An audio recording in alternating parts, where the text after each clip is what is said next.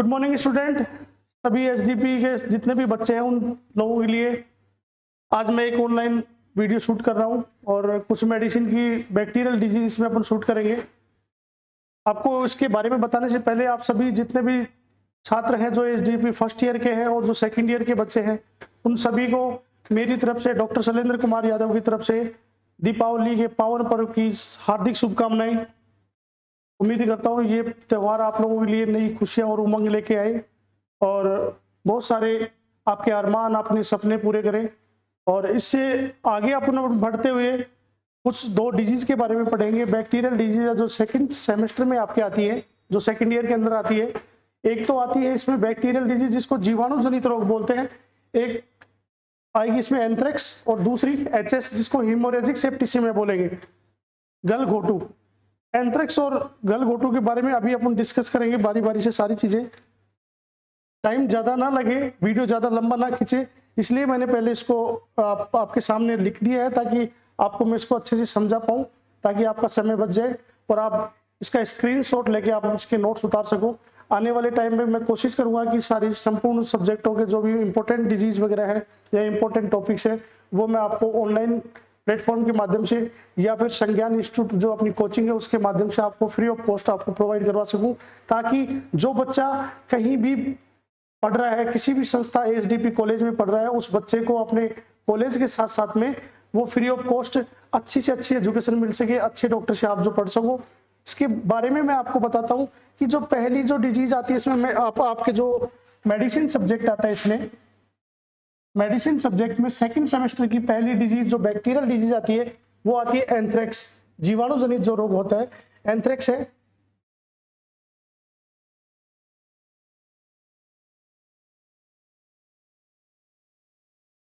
तो जो एंथ्रेक्स जो रोग आता है ये क्या है, जीवाणु जनित है,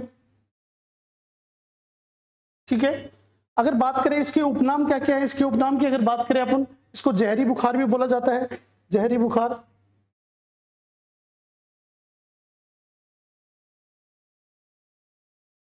जहरी बुखार बोला जाता है, गिल्टी रोग भी इसको बोलते हैं, साथ में वूल सोल्टर और हाइट पोर्टर भी कहा जाता है।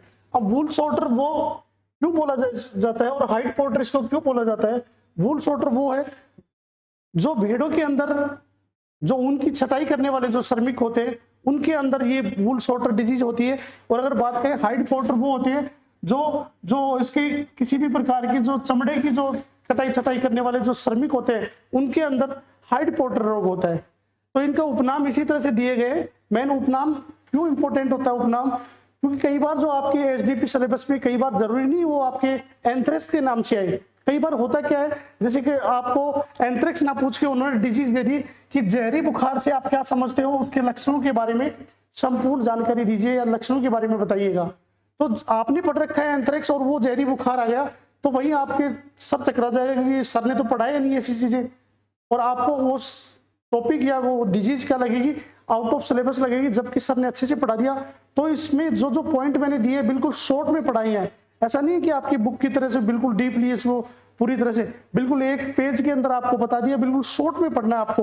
वही चीज पढ़ा रहा हूं जो आपके काम की है, फालतू के कुछ भी चीज नहीं पढ़नी है और उसी हिसाब से पढ़ना है जो आपको एग्जाम पॉइंट ऑफ व्यू से है। क्योंकि आपके एग्जाम में जब आपके मेन एग्जाम एनुअल एग्जाम होने वाला है तो उसमें बेसिकली आपके बहुत कम स्पेस मिलता है, एक पेज का मिलता है बड़े क्वेश्चन में। तो ये इसके उपनाम हो गए। उपनाम के बाद में सबसे बड़ी बात इसमें आती है ईटियोलॉजी आती है। ईटियोलॉजी का मतलब क्या होता है, ये आपके फर्स्ट सेमेस्टर के अंतर्गत अपन पढ़े थे ईटियोलॉजी। ईटियोलॉजी का मतलब होता है रोग का वास्तविक कारक या रोग का वास्तविक कारण, कि रोग किस वजह से हो रहा है, उसका रीजन क्या है, उसका जो पॉजिटिव एजेंट क्या है उसके बारे में बात कर रहे हैं। तो एंथ्रेक्स का पॉजिटिव एजेंट जो आता है इसमें बैसिलस एंथ्रेसिस आता है, एक प्रकार का बैक्टीरिया है, उस बैक्टीरिया का नाम है बैसिलस एंथ्रेसिस। तो ये आप देख लीजिएगा, ये यहां पे दे रखा है bacillus anthracis. Bacillus anthracis bacteria है, वो कैसा बैक्टीरिया है, जूनोटिक रोग पैदा करता है। कौन सा, ये जूनोटिक रोग होता है जो आपका एंथ्रेक्स जो पढ़ रहे हो आप, ये जूनोटिक रोग है। और जूनोटिक रोग होता है क्या है जूनोटिक रोग, ये आपको फर्स्ट सेमेस्टर के मेडिसिन में मैंने आपको पहले ही पढ़ा दिया। जो इंट्रोडक्शन आता है मेडिसिन का, जो इंट्रोडक्शन आता है उसमें जूनोटिक रोग अच्छे से पढ़ा है, फिर भी मैं एक बार आपको बता देता हूं कि जूनोटिक होता क्या है। जूनोटिक रोग वो होता है जो ऐसा रोग जो पशुओं से इंसानों में और इंसानों से पशुओं में होने वाला जो रोग होता है वो जूनोटिक कहलाता है। ये मान लीजिएगा जो ऐसा रोग अपने से किसी पशु में हो जाए या पशु से अपने में हो जाए वो रोग जूनोटिक रोग कहलाता है। ठीक है, तो जूनोटिक रोग है ये। कहने का तात्पर्य ये ऐसा रोग है जो पशु में हो रहा है तो अपने भी हो सकता है और अपने हो रहा है तो पशुओं में भी हो सकता है, इसलिए इसको जूनोटिक रोग कहा जाता है। और जो ये क्या स्पोर फॉर्मेशन करता है, स्पोर फॉर्मेशन का मतलब इसके स्पोर जो होते हैं जब ये डेथ होती है इसमें पशु की, तो जो इसलिए इस जब डेथ होने के बाद में इस डिजीज के अंदर जनरली पोस्टमार्टम नहीं किया जाता। क्यों नहीं किया जाता? क्योंकि इस डिजीज के अंदर स्पोर फॉर्मेशन होते हैं, स्पोर बनते हैं और वो स्पोर एयर के संपर्क में आके आपके बॉडी में संक्रमण या इन्फेक्शन पैदा कर सकते हैं। इस वजह से ये इसका क्या नहीं होता, पोस्टमार्टम नहीं किया जाता। और ये ग्राम पॉजिटिव बैक्टीरिया, ये आपने मेडिसिन में बहुत पढ़ा होगा, gram positive gram negative bacteria. ठीक है, ग्राम पॉजिटिव ग्राम नेगेटिव आपको आता है तो ठीक है, नहीं अगली क्लास में कभी उसके बारे में बता दिया जाएगा कि ग्राम पॉजिटिव क्या होता है और ग्राम नेगेटिव बैक्टीरिया क्या होता है। ठीक है, अगर बात करें इसमें होस्ट क्या है, मतलब किस किस पशु में ये होता है, तो अगर बात करें अपन इसमें किस किस पशु में,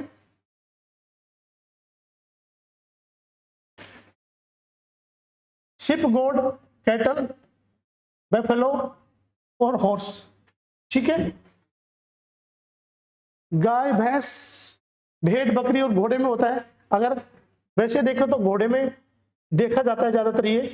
ठीक है, अगर इन जानवरों में देखें तो ज्यादातर घोड़े में ज्यादा पाया जाता है ये। ठीक है, और अगर बात करें इसके सिम्टम्स की, सिम्टम्स का मतलब होता है लक्षणों की, क्या क्या लक्षण होते हैं इस डिजीज के, लक्षण क्या क्या है। तो इस डिजीज के लक्षण को दो प्रारूपों में बांटा गया है, दो स्टेजेस में बांटा गया है। एक होती है पर एक्यूट और एक होता है एक्यूट। ये एक्यूट, पर एक्यूट, सब एक्यूट और क्रोनिक डिजीज है। ये अपने पढ़ा था फर्स्ट सेमेस्टर में मेडिसिन के।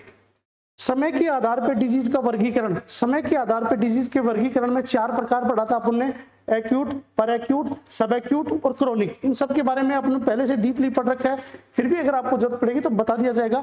तो ये 2 प्रकार होता है, पहला होता है पर एक्यूट और दूसरा है इसमें एक्यूट। आप देख सकते हो अच्छे से पर एक्यूट और एक्यूट के बारे में। अब इसमें पर एक्यूट के लक्षण कौन कौन से हैं?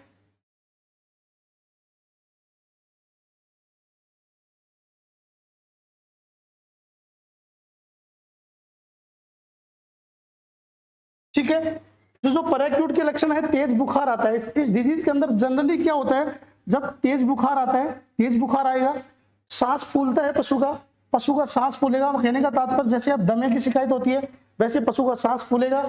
अगर बात करें, ये बहुत इंपॉर्टेंट लक्षण है, जो आगे वाला जो लक्षण आ रहा है ये बहुत इंपॉर्टेंट है और ये बार बार पूछा जाता है, आपसे छोटे प्रारूप में पूछा भी जा सकता है कि ऐसा कौन सा रोग है जिसके अंदर शरीर के प्राकृतिक छिद्रों से काला या टेरी कलर का ब्लड बाहर आता है। तो आपको बताना है एंथ्रेक्स रोग के अंदर शरीर के जितने भी नेचुरल ओरिफिस जिसको कहा जाता है, या यूं मान लीजिएगा ऐसा जिसके अंदर शरीर के प्राकृतिक छिद्र जो होते हैं, कोई से भी प्राकृतिक छिद्र हो सकते हैं, प्राकृतिक छिद्रों से काले रंग का ब्लड अगर बाहर आता है तो वो किसके अंतर्गत होता है, वो आपके एंथ्रेक्स के अंदर होता है। और लास्ट इंपॉर्टेंट इसमें लास्ट में क्या आता है, 1 या 2 घंटे में पशु की मौत हो जाती है। क्यों हो जाती है? क्योंकि सांस नहीं ले पाता है, दमा की शिकायत हो जाती है, हाइपोक्सिया की कंडीशन में दम घुटने की वजह से पशु की मौत हो जाती है। अगले वाली स्लाइड में चलते हैं। इसमें एक्यूट जो इसका सिम्टम्स होता है, एक्यूट में क्या होता है, तेज बुखार होता है, वैसे ही सेम है कि इसके अंदर में हाई टेम्परेचर रहेगा, फीवर रहेगा। अगर बात करें इसमें सांस फूलने वाली प्रॉब्लम इसके अंदर भी रहेगी, इसमें पेट दर्द भी होता है साथ में। और साथ में देखिएगा एक इसमें अलग लक्षण क्या आता है, इसमें पेट दर्द के अलावा खूनी दस्त होते हैं। ठीक है, खूनी दस्त के अलावा गला जो होता है, गला, जीभ, ठीक है, गला, जीभ और गले के नीचे का जो भाग होता है सूजन, इसके अंतर्गत क्या आ जाती है, ओडिमेटस स्वेलिंग जिसको बोलते हैं। ठीक है, ओडिमेटस स्वेलिंग जो क्या होती है, एक जिलेटिन जैसा द्रव भरा होता है, उसको जिस आप एक तरह से ये मान लीजिएगा जिलेटिन द्रव जैसे भरा हुआ एक स्वेलिंग टाइप में आती है, तो वो ऑटोमेटिक स्वेलिंग होती है। कौन से, गले के निचले या जीभ के जो नीचे जो गला होता है, गले के निचले वाले भाग के अंदर स्वेलिंग हो जाती है। और आगे इसमें आता है कि इसको डायग्नोस कैसे करते हो आप। डायग्नोस का मतलब होता है रोग, अगर आप डायग्नोस के बारे में बात करें तो इसका डायग्नोसिस का मतलब होता है निदान। आपको कैसे आइडेंटिफाई करना है कि ये डिजीज है, अदर से कैसे, अदर अदर में अगर डिफरेंशियल आपको करना है तो उसको बोलते हैं डिफरेंशियल डायग्नोसिस, जबकि हम बात करें सिर्फ डायग्नोसिस की। इसको डायग्नोस कैसे करोगे कि ये फला फला रोग है, तो इसको डायग्नोसिस की बात करें तो इसके डायग्नोसिस एक स्पेसिफिक लक्षण होता है, इसमें टेस्ट होता है, ये याद रखना बहुत इंपॉर्टेंट है, ये क्वेश्चन पूछा जाता है, इंपॉर्टेंट। कई बार क्वेश्चन क्या पूछा जाता है आपसे, फिलअप बन सकता है इसके ऊपर कि एंथ्रेक्स रोग में या एंथ्रेक्स रोग का डायग्नोसिस किस प्रकार के टेस्ट से किया जाता है। तो आपको हमेशा याद रखना है एंथ्रेक्स का जो टेस्ट है, स्पेसिफिक टेस्ट जो होता है एस्कोली टेस्ट से किया जाता है, एस्कोली, ठीक है, हिंदी में आप इसको एस्कोली बोल सकते हो, एस्कोली टेस्ट से किया जा सकता है, ठीक है। अब आगे चलते हैं इसमें कि 2-3 पॉइंट दिए दे रखे इसमें, 2-3 पॉइंट में क्या है, एक तो इसकी मृत्यु कैसे होती है एंथ्रेक्स में, या तो उसकी किडनी फेल होने की वजह से होती है या फिर उसको सेप्टिसेमिक शॉक, एक तरह से जहरीला जहर हो जाता है शरीर के अंदर, तो सेप्टिसेमिक शॉक होने की वजह से आघात लग जाता है, ठीक है, आघात लगने की वजह से, सेप्टिसेमिक शॉक लगने की वजह से या फिर किडनी फेल होने की वजह से इसमें इसके डेथ होती है। और जनरली अपन बात करें एंथ्रेक्स में, तो एंथ्रेक्स के अंदर ये याद रखना पोस्टमार्टम नहीं होता, क्योंकि मैंने पहले ही बता दिया पोस्टमार्टम अब्सेंट होता है। वो क्यों होता है, क्योंकि इस डिजीज के अंदर, इसमें एंथ्रेक्स के अंदर पोस्टमार्टम इसलिए नहीं किया जाता कि इसमें स्पोर फॉर्मेशन बनते हैं और इस डिजीज के जो बैक्टीरिया है वो स्पोर फॉर्म में एयर के कांटेक्ट में आके आपके श्वसन तंत्र में चले जाते हैं और सुटेबल कंडीशन होने पे, जब उसकी सुटेबल कंडीशन होगी तो वो अपने उसमें रोग प्रदर्शित करते हैं, और वो जूनोटिक रोग है इसलिए बहुत खतरनाक है ये। इसलिए इस प्रकार के जो जानवर, जो किसी भी प्रकार के जानवर के अंदर अगर इस प्रकार का रोग होता है कभी भी, तो देखिएगा जब उनको क्या करता है, बहुत गहरा गड्ढा करके बुरियल किया जाता है या फिर उनको जलाया जाता है, ताकि किसी प्रकार के जो स्पोर होते हैं वो एयर के कांटेक्ट में ना आए और वो आपके संपर्क में ना आए। और जब भी देखा इस तरह की कंडीशन होती है कई बार, तो आपने वो ऐसे इलाज करते हुए डॉक्टर को पीपीई किट में देखा होगा, जैसे कोरोना में देखा था आपने इस तरह की से। तो ये इसमें स्पेसिफिक क्या होता है, इसके अंदर पोस्टमार्टम नहीं होता, याद रखिएगा, नहीं किया जाता, ये याद रखना। पोस्टमार्टम किसमें नहीं किया जाता, पोस्टमार्टम एकमात्र ये रोग है जिसमें पोस्टमार्टम नहीं किया जाता, वो एंथ्रेक्स डिजीज है, एंथ्रेक्स रोग है, याद रखना, ये इंपॉर्टेंट लाइन है इसमें। दूसरा क्या है, इसमें राइगर मोर्टिस नहीं होता, राइगर मोर्टिस आप एब्सेंट होता है। अभी राइगर मोर्टिस कौन सी बला होगी, ये राइगर मोर्टिस आपको फर्स्ट ईयर के फिजियोलॉजी में मैंने फर्स्ट चैप्टर में बताया था, ठीक है। तो ये राइगर मोर्टिस होता है इसमें। तो राइगर मोर्टिस में क्या होती है, एब्सेंट होती है। राइगर मोर्टिस में क्या होता है, मांसपेशियां होती है, मांसपेशियां सिकुड़ जाती है, ठीक है, मांसपेशियों में जकड़न पैदा हो जाती है, उसको हम राइगर मोर्टिस कहते हैं। कब होती है, आफ्टर डेथ के कुछ घंटे बाद, 2-3 घंटे के बाद शरीर की मांसपेशियों में जकड़न हो जाना, वो क्या कहलाता है, राइगर मोर्टिस कहलाता है। तो राइगर मोर्टिस इसके अंतर्गत क्या होती है, एंथ्रेक्स में एब्सेंट होती है। और एक इसमें इंपॉर्टेंट जो मैंने लक्षणों में बताया था, प्राकृतिक छिद्र, जो प्राकृतिक छिद्र है उसमें टेरी कलर का या यूं मान लीजिएगा काला खून जो आता है वो बाहर आता है। ये फोन लेके जाना, एक बार बोलना, फोन आ रहा है एक बार। आगे इसमें बात करते हैं अपन, आगे बात करते हैं इसमें पेनिसिलिन ग्रुप ऑफ एंटीबॉडीज में। कहने का तात्पर्य क्या है, अगर इसमें बात करें अपन कि इसमें जो डिजीज है, इसमें आरएक्स मैंने लिखा, आरएक्स का मतलब क्या हो गया, आरएक्स का देखिए तो अपन, आरएक्स का मतलब हो गया ट्रीटमेंट। तो इसका स्पेसिफिक ट्रीटमेंट की अगर बात करें, कोई स्पेसिफिक ट्रीटमेंट नहीं है। आप इसमें सामान्यतः अगर इस प्रकार की डिजीज हो तो आप इसमें पेनिसिलिन ग्रुप ऑफ एंटीबायोटिक्स का यूज कर सकते हो। इसमें बहुत सारी पेनिसिलिन ग्रुप ऑफ एंटीबायोटिक्स में बहुत सारी, जैसे वो आती है पेनिसिलिन, जैसे 5 लाख हो गए, 7 लाख हो गए, 20 लाख हो गए, 40 लाख हो गई, ये कुछ ग्रुप ऑफ एंटीबायोटिक्स होती है। ये लाख क्या होते हैं, इसकी अलग अलग तरीके की इसमें आती है। आगे काला खून आता है, ये आ गया, ठीक है, ओके। और वैक्सीन जो आती है, वैक्सीन इसकी लगती है, तो कौन सी वैक्सीन लगती है, एंथ्रेक्स स्पोर वैक्सीन। क्या लगती है, एंथ्रेक्स स्पोर वैक्सीन लगाई जाती है इसमें, ठीक है, सबक्यूटेनियस लगती है, ठीक है। तो ये डिजीज होगी आपकी कौन सी, एंथ्रेक्स डिजीज होगी। एंथ्रेक्स के बाद जो अगली डिजीज जो अपनी आती है वो अगली स्लाइड में अभी देखते हैं अपन। तो एंथ्रेक्स में 2-3 चीजें इंपॉर्टेंट है कि उसका उपनाम है, इटियोलॉजी कौन सी है, बैसिलस एंथ्रेसिस है। अगर बात करें उसमें पोस्टमार्टम होता नहीं है, पोस्टमार्टम नहीं होता है तो किसी प्रकार का इसमें क्या राइगर मोटिस भी नहीं होता है। लक्षणों की बात करें तो सामान्यतः अगर उसके लक्षणों की बात करें तो उसमें दम घुटने से पशु की मौत होती है, हाइपोक्सिया जिसको बोलते हैं, ऑक्सीजन की डेफिशिएंसी जब होती है तो दम घुटने से पशु की मौत होती है। या फिर उसके लक्षणों को दो भागों में या दो स्टेज में बांटा जाता है, पर एक्यूट और एक्यूट में अलग अलग कंडीशन है। इसमें प्राकृतिक छिद्र जो होते हैं उनसे क्या आता है, काले रंग का ब्लड निकलने लग जाता है किसी भी प्रकार का। और अगर बात करें इसमें मुख्य रूप से भैंस में होने वाली डिजीज है। और ठीक है, तो ये कुछ डिजीज है। इसमें अगर ट्रीटमेंट की बात करें तो ट्रीटमेंट में पेनिसिलिन ग्रुप ऑफ एंटीबायोटिक्स का यूज करते हैं। और इसमें जो वैक्सीन आती है, वैक्सीन इसमें अपन करेंगे एंथ्रेक्स स्पोर वैक्सीन यूज की जाती है, सबकट लगती है। जो अगली डिजीज अपनी आती है इसमें बैक्टीरियल डिजीज के अंदर, तो वो एचएस होती है। एचएस बोलते हैं इसको हीमोरेजिक सेप्टिसीमिया। क्या बोलते हैं? Haemorrhagic septicaemia. Haemorrhagic septicaemia Hindi में बोलते हैं इसको गलघोटू। सामान्यतः अपनी फील्ड के अंदर बात करें, जब डॉक्टर या कंपाउंडर जाता है तो इसको गलघोटू बोला जाता है। बहुत संक्रामक तगड़ी बीमारी होती है ये भी, सडनली पशु की तुरंत डेथ हो जाती है। इसमें भी गलघोटू, गले के घुटने की वजह से जो गला घुट जाता है, सांस नहीं आ पाता तो उसको गलघोटू कहा जाता है। तो गलघोटू भी कहा जाता है इसको।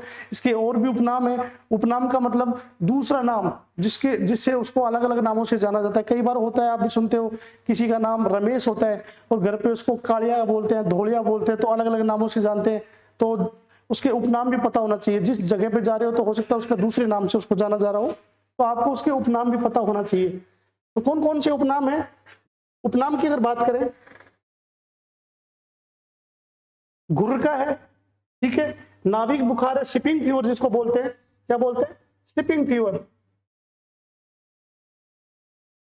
शिपिंग फीवर, पास्टोरेलोसिस कहा जाता है इसको।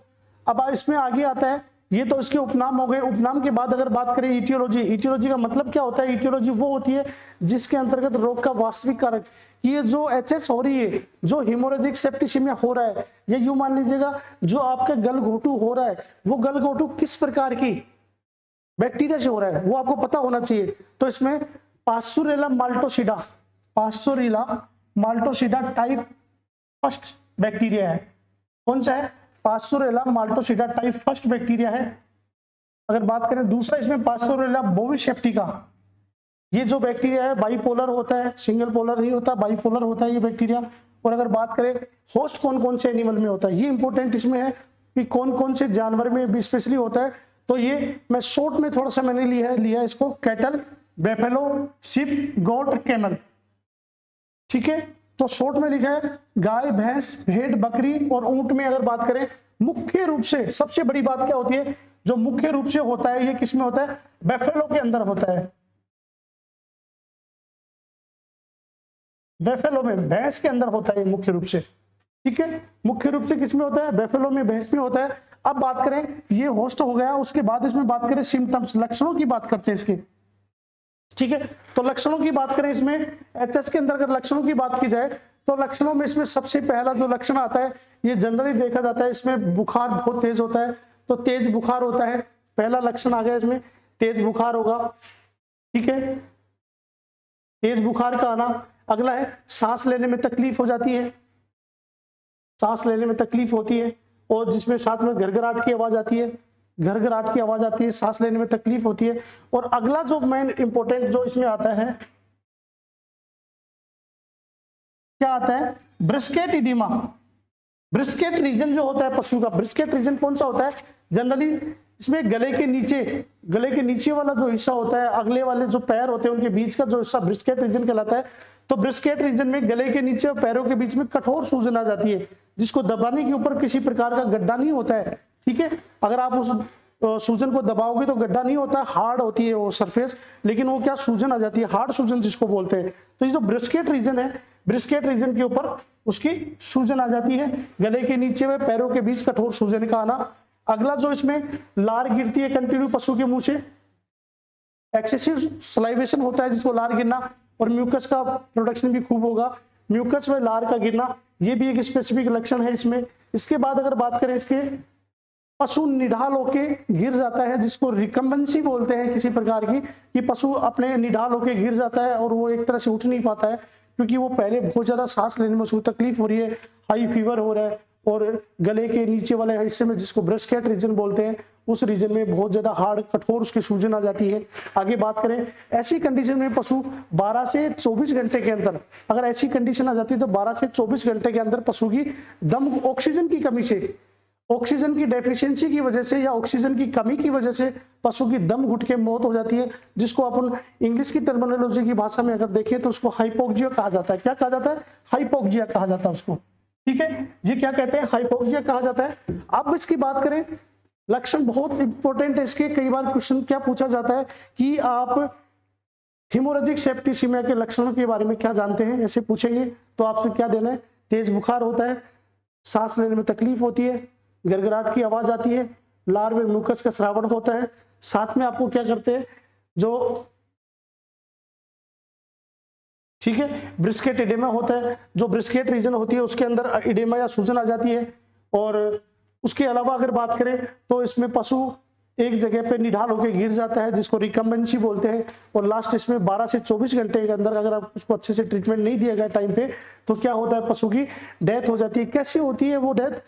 ऑक्सीजन की डेफिशिएंसी की वजह से पशु की दम घुटने से मौत हो जाती है, जिसको हाइपोक्सिया कहा जाता है। क्या कहा जाता है? हाइपोक्सिया कहा जाता है उसको, ये हाइपोक्सिया बोलते हैं। अब आता है इसमें डायग्नोसिस। डायग्नोसिस का मतलब क्या होता है? डायग्नोसिस का मतलब होता है रोग निदान। रोग निदान, ठीक है। अब रोग निदान, इसका स्पेसिफिक कोई रोग निदान ना होके आप उसको according to sign and symptoms के अकॉर्डिंग मान सकते हो। लक्षणों के आधार पे जो जो लक्षण अभी पढ़े आप उन लक्षणों को आइडेंटिफाई करके आप इसको डायग्नोस कर सकते हो कि ये डिजीज हमें जो लग रही है वो किसी प्रकार की है, गलघोटू के टाइप की लग रही है, या फिर एचएस प्रकार की है, घुरका टाइप की है, या नाभिक बुखार टाइप की है, या पास्चुरेलोसिस टाइप की बीमारी लग रही है। ये इसके नाम हो सकते हैं। अब बात करते हैं इसमें पोस्टमार्टम चेंजेस कि पशु की डेथ हो गई, डेथ होने के बाद में, जब पशु की डेथ हो जाती है तो डेथ होने के बाद में उसका जब पोस्टमार्टम किया जाता है पशु का, ठीक है, जब पशु की डेथ हो गई, डेथ होने के बाद में डॉक्टरों की टीम आके उसका जब पोस्टमार्टम करती है, उसको चीरा फाड़ा किया जाता है कि इसकी किस वजह से कॉज ऑफ डेथ क्या है। क्योंकि पोस्टमार्टम क्यों करते हैं? पोस्टमार्टम तभी ही किया जाता है जब उसकी कॉज ऑफ डेथ हमें पता नहीं हो कि किस वजह से डेथ हुई है, तो उसके ऑर्गन्स को निकाल के देखा जाता है कि क्या क्या उसमें डेफिशिएंसी आई, क्या क्या क्या कॉम्प्लिकेशन आई, कितना स्वेलिंग आई, क्या क्या उसमें प्रॉब्लम आई है। तो सारे ऑर्गन्स को चेक किया जाता है, उसी से पता लगाया जाता है। तो अगर बात करें इसमें, सबसे पहले इसमें फेफड़ों में लस्सी का जो ग्रंथियां होती है, जो लिम्फ ग्लैंड होती है या फिर फेफड़े जो होती है, उसमें क्या हो जाती है? सूजन आ जाती है। क्यों आती है सूजन? हाइपोक्सिया की वजह से, दम घुटने से मौत होती है, इस वजह से इसमें क्या आती है? सूजन आती है। अगर आगे बात करें, इंटेस्टाइन व एबोमेजम जो आती है उसमें भी क्या आ जाती है? सूजन आ जाती है। इंटेस्टाइन व एबोमेजम जो आती है उसके अंदर भी सूजन आ जाती है। अगला जो पॉइंट है वक्षीय गुहा, जिसको थोरेसिक कैविटी, और ये पेरिकार्डियम। पेरिकार्डियम किसका हिस्सा है? हृदय का बाहरी आवरण जो पेरिकार्डियम होता है, उसमें भी किसी प्रकार की सूजन के साथ में क्या हो जाता है? द्रव भर जाता है, द्रव भरना, ठीक है। सूजन भी आएगी साथ में, उसमें द्रव भी भर जाएगा, किसमें? पेरिकार्डियम और वक्षीय गुहा के अंदर। अब बात करते हैं इसके ट्रीटमेंट की, जो बहुत इंपॉर्टेंट है और सबसे बड़ी बात है इसके ट्रीटमेंट में, क्या है? सल्फाडाइमिडीन। क्या है? सल्फाडाइमिडीन 100 से 150 mg पर केजी बॉडी वेट के हिसाब से आप उसको सल्फाडाइमिडीन एचएस के अंदर दे सकते हो। और ये एक बहुत इंपॉर्टेंट पॉइंट है इस डिजीज के अंदर कि जो सल्फाडाइमिडीन है, इस रोग की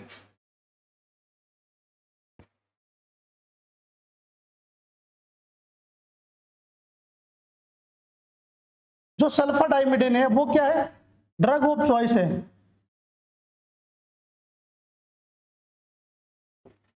ड्रग ऑफ चॉइस है, ठीक है। जो ड्रग ऑफ चॉइस का मतलब स्पेसिफिक ड्रग होगी इसकी, इस डिजीज की स्पेसिफिक जो ड्रग होती है वो ड्रग ऑफ चॉइस सल्फाडाइमिडीन है, ठीक है। क्या उसकी डोज रेट है? 100 से 150 mg पर केजी बॉडी वेट के हिसाब से इसकी डोज रेट है। अगर बात करें ये, इसके अलावा कोई इंजेक्शन अगर देना चाहो, आपको लगे कि ज्यादा स्वेलिंग हो रही है, ज्यादा उसमें फीवर हो रहा है, तो आप साथ में आप इंजेक्शन लगाना चाहो तो मैग्लूडाइन एक इंजेक्शन आता है, वो भी आप उसमें साथ में दे सकते हो आप अगर देना चाहो तो।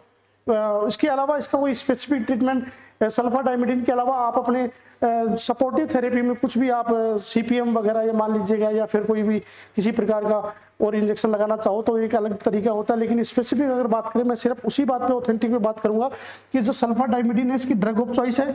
और बात करें मैग्लूटाइन को भी आप इसमें लगा सकते हो, इसके अलावा कोई ज्यादा लगाने की जरूरत होती नहीं है। और रही बात इसके वैक्सीन की, तो वैक्सीन इसमें ऑयल एडजुवेंट वैक्सीन लगती है। कौन सी लगती है? ऑयल एडजुवेंट वैक्सीन लगती है। उसकी डोज होती है 5 ml। सबकट का मतलब होता है सबक्यूटेनियस, जो चमड़ी को उठा के जो लगाई जाती है, ना मांस में ना चमड़ी के अंदर, चमड़ी को उठा के जो खाली स्पेस होता है उसके अंदर जो लगाया जाता है वो सबक्यूटेनियस होता है। तो सबक्यूटेनियस 5 ml लगती है। और कब लगती है? ये प्री मानसून, ठीक है, प्री मानसून में लगती है। प्री मानसून में लगती है ये डिजीज, सॉरी ये वैक्सीन लगती है। तो बहुत बड़ा महत्व होता है इस डिजीज के अंदर, एंथ्रेक्स में और इन दोनों में। क्या होता है, एंथ्रेक्स के अंतर्गत आपको जो वैक्सीन लगाए तो वो स्पोर एंथ्रेक्स स्पोर वैक्सीन लगी थी। इसमें ऑयल एडजुवेंट वैक्सीन होती है। ये डिजीज जो भी होती है, जो बैक्टीरियल या वायरल जो भी प्रकार की होती है, उनमें आपको बहुत इंपॉर्टेंट क्या होता है, वैक्सीन का बहुत बड़ा रोल होता है। समय समय पे जब HS होती है या BQ होती है या फिर FMD होती है या एंथ्रेक्स होती है, इनके समय समय पे वैक्सीन होती रहना चाहिए। जब भी प्री मानसून होता है उससे पहले, और समय समय पे पशु की डीवर्मिंग होती रहनी चाहिए, अन्यथा फिर पशु बहुत ज़्यादा सफ़र करता है। और जब पशु सफ़र करेगा तो ऑब्वियसली आपका जो ओनर होता है पशु का, वो भी बहुत ज़्यादा सफ़र करता है, क्योंकि आर्थिक लॉस होता है, डबल आर्थिक लॉस होता है। एक तो दवाइयों को लगता है, दूसरा क्या होता है, प्रोडक्शन लॉस होता है। जब प्रोडक्शन लॉस होता है तो पशु को रखने लायक होता नहीं है, फिर उसको बाड़ी से हटा दिया जाता है, कलिंग कर दी जाती है। ठीक है, ये आज आपको 2 डिजीज इसमें बैक्टीरियल डिजीज में मैंने आपको बताई है। और इसके अंतर्गत कोई भी प्रकार की समस्या हो तो आप इसमें अपना जो YouTube चैनल है LSA डिजिटल गुरु के नाम से, उसमें आप किसी प्रकार की दिक्कत हो तो आप बता दीजिएगा। अगर आप ये चाहते हो कि आपको फ्री ऑफ कॉस्ट इस तरीके से पढ़ाया जाए YouTube के माध्यम से, और आप LSA का ऑनलाइन कोर्स लेना चाहते हो तो संज्ञान के प्लेटफॉर्म पे जाके आप ले सकते हो। अन्यथा फ्री आपको जो भी जो आपका ASDP सेकेंड ईयर का है वो आपको उसके साथ में मिल जाएगा, अगर आप ऑफलाइन बैच ज्वाइन करना चाहते हो। बाकी आपको फिर भी मैं कोशिश करूंगा जितना ज़्यादा हो सके आपको मैं फ्री ऑफ कॉस्ट आपकी जो डिजीज वगैरह इंपॉर्टेंट डिजीज प्रोवाइड करवा दूँ, ताकि निकट भविष्य में आपको किसी प्रकार के एग्जाम में, आने वाले एग्जाम में किसी प्रकार की दिक्कत नहीं हो। लास्ट में ये डिजीज कंप्लीट करने के बाद अगेन मैं आप सभी को आपके थोड़ा सा हौसला अफजाई करते हुए मैं इतना कहूँगा कि जो आप सिलेबस है उस सिलेबस को पढ़ते रहिए। एग्जाम ज़्यादा दिन दूर नहीं है, दिसंबर तक आपके एग्जाम हो जाएंगे जो आपके आने वाले एनुअल एग्जाम है। तब तक आप अच्छे से तैयारी करते रहिए। किसी भी प्रकार की मेडिसिन या किसी भी सब्जेक्ट में दिक्कत आती है तो आप मुझे बता सकते हैं। 5 सब्जेक्ट है, हमारी बहुत एक्सपर्ट टीम है, बहुत अच्छी मेहनत करती है, बहुत अच्छे से पढ़ाती है। फिर भी आपको कोई दिक्कत होती है तो आप कभी भी एनी टाइम आप मैसेज कर सकते हो। और आप सभी को लगभग कॉल भी आते हैं, कॉल मैसेज भी आते हैं, बहुत प्यार करते हैं बच्चे सच में। क्योंकि जब किसी प्रकार का मैसेज और ये इतने अच्छे सुबह 2-2, 3-3 बजे उनके स्टेटस देखते हैं, जो बच्चे हमसे पढ़ के नौकरी लग गए, बहुत अच्छा स्पेशल नाम लिख के इतना अच्छा, मतलब हमें इतना अच्छी तरीके से ट्रीट करते हैं तो हमें बहुत अच्छा लगता है, रेस्पेक्ट देते हैं बच्चे। क्योंकि कहीं ना कहीं हम सभी बच्चों का हमने अच्छा किया है तभी वो इतना रेस्पेक्ट करते हैं। अन्यथा ऐसा होता नहीं है कि भाई आज के इस भाग दौड़ भरी जिंदगी में कोई किसी के पास वक्त हो, फिर भी वो अपना वक्त निकाल के हमें इतना समय देते हैं। लास्ट में इतना बोलूँगा, आप अपने पढ़ाई को जुनून, हौसले और अनुभव के साथ में जारी रखिएगा, क्योंकि आपको पता है इस चीज़ का कि जुनून आपसे वो करवाता है जो आप कर नहीं सकते, हौसला आपसे वो करवाता है जो आप करना चाहते हैं, और अनुभव आपसे वो करवाता है जो आपको करना चाहिए। तो लास्ट में इतना ही बोलूँगा, आप सभी से रिक्वेस्ट है, सभी मेरे बहुत प्यारे प्यारे बच्चे हो, आप उनसे स्पेशली रिक्वेस्ट है कि कोई भी बच्चा इस ऑनलाइन प्लेटफॉर्म पे फ्री ऑफ कॉस्ट जो मैं पढ़ा रहा हूँ, किसी प्रकार की कोई बच्चा छूटना नहीं चाहिए। आप इस वीडियो को ज़्यादा से ज़्यादा, जितने भी किसी भी कॉलेज का बच्चा हो उस तक आप वीडियो को शेयर कीजिएगा। सब्सक्राइब इस चैनल को करना ही करना है, लाइक कीजिएगा, ज़्यादा से ज़्यादा शेयर करना है, क्योंकि शेयर करोगे तो आपको बहुत ज़्यादा फायदा होने वाला है आने वाले एग्जाम में। और अगर किसी प्रकार की इंपॉर्टेंट चीज़ें आएंगी जो एग्जाम पॉइंट ऑफ व्यू से जितना भी होगा मैं आपको बताता रहूँगा। तब तक के लिए अगेन आप सभी को, आपके परिवार को, बहुत अच्छे से प्यारा परिवार है आपका, उन सभी को मेरी तरफ से, डॉक्टर शैलेंद्र कुमार की तरफ से हार्दिक शुभकामनाएं दीपावली की। आप अच्छे से दीपावली मनाएं और अच्छे से वापस से क्लास ज्वाइन करें। तो इतना ही मैं कह के अपनी क्लास को स्टॉप करता हूँ। जय हिंद, जय भारत, जय श्री कृष्णा, राधे राधे।